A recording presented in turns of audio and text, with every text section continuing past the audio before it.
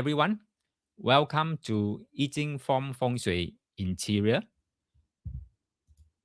Now, before we begin, just a few quick things to take note of so that our session can flow nicely together.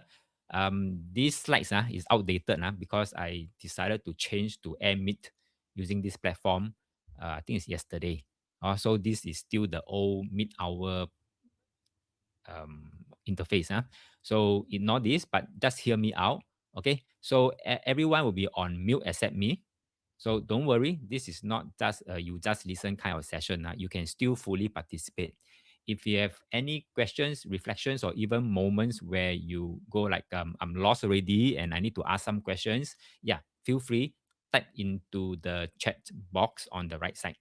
So I'll be checking the chat as we go along, so you won't be left hanging lah. And this session will be recorded.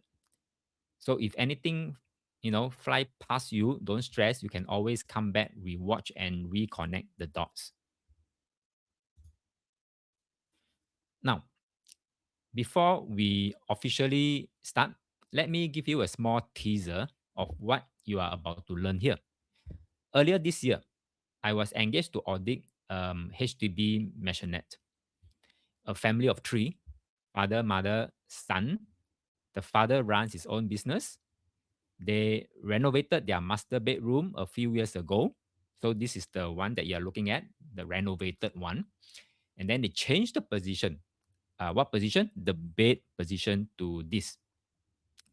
So I hadn't really set up my lower pan fully.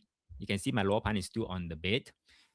So no measurement yet, nothing. But the moment I saw how the bed was placed, I asked the father one question. Did your business start going downhill after you started sleeping like this? He looked at me and said, he think a while, okay, because he's trying to trace back the timing. And then his answer is yes. After shifted to this, his business went downhill. Now you think about it. How can I tell? Even without taking a single measurement yet. So this is the power of eating from Feng Shui Interior. By the end of this program, you start to see what I see. You start to feel what I feel. And more importantly, you will know why I say what I say and why it happened to the clients or what they experienced through. Okay, so this is just a teaser. I will revisit this again later on once we have learn certain key components of eating from Feng Shui Interior. Then when I bring on this example, you will know exactly why I say what I say. Andy is saying on the dragon side, there's a dragon wall. Does it help? It helps. It helps, but not as much because you need to know the priority. Now, the priority is that this bed has very weak back dragon. You may see a wall there, perfectly a full wall there, but it's a very bad back dragon. So if you have a very bad back dragon, right? A good left dragon like this can help to mitigate, but not that much. But, perhaps maybe not to the point of going bankrupt lah.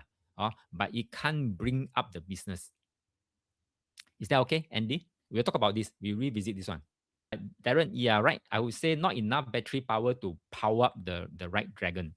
Okay, so that's right. Not enough to compensate, not enough to support or whatever. So we will revisit that case. So since you are here, can I assume you are ready to learn a system where you can read the feng shui of an interior without relying on a luopan? For those who are new to me, let me briefly introduce myself. My name is Kun Leong, Yo Kun Leong. I'm an eating life coach, trainer, author. For the past 14 over years, I think about 14 over years, I've been helping people create real lasting transformation in their lives. And the method I use is actually very simple, an ancient system called eating. So through consultations, trainings, workshops, and contents, I've guided many people using these same tools you are about to learn. Some people know me as a feng shui master, but what I really do is help people discover what is already within them and use it to create better results in their life. because my mission is very simple: to make a positive, transformative difference in someone's life each day, and to make eating easy and practical. Now, before we go deeper, there are two learning house rules for this program. Number one, don't believe a thing I say. Seriously, whatever I'm sharing with you is what I know and from my experience and from experience of my clients and students. So it's not your experience yet. So I would urge you to listen to me, you test it out, you observe it, and then you experience it for yourself. Rule number two, come in with a growth mindset. Some things may challenge what you already know, and that's okay. That's where the real learning begins. Yeah. So just be open minded and listen with a growth mindset. Yeah. Quick disclaimer: your results from this program will depend on a few things: your understanding of the concepts, your ability to apply them, and the time you put into practicing. So everyone is different. So I can't guarantee results, and I'm not responsible for how you choose to apply what you learn. But what I can guarantee is that what you're about to learn is real, practical, and powerful. Now, I assume, correct me if I'm wrong, I assume most of you already have a foundation in the following: yin yang and the five elements, earlier heaven eight trigram for the profiling part, later heaven eight trigram for time and space, and I Ching Form Feng Shui external, which we have covered that last month. If any of these sound a bit shaky, it's okay. Just stay with me. You'll still catch up. Let me show you what we'll be covering over the next few days. Day one, we will lay the foundation. We'll cover, I think, about five modules. Five modules, huh? Understanding the background, the core principles, your first feel when entering a space, and then we talk about the central palace, and then we talk about the living room, and then we end today's lesson.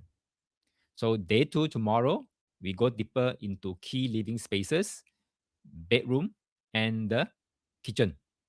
Okay, these two for tomorrow. Then day three, we refine our skills. We go up one more level. We go on to the study room, and then we ended off with the altar. And then the last part, module 10, is where we're going to do a bit of troubleshooting. Troubleshooting basically means like we know real life is never a textbook. So if you are ready to start seeing space differently, right? And if you are ready to trust your observation instead of depending on tools, and ready to sharpen your feng shui to another level, this troubleshooting will help you to say that, hey, for example, you're experiencing this kind of situation, like for example, money always going out, unexpected expenses.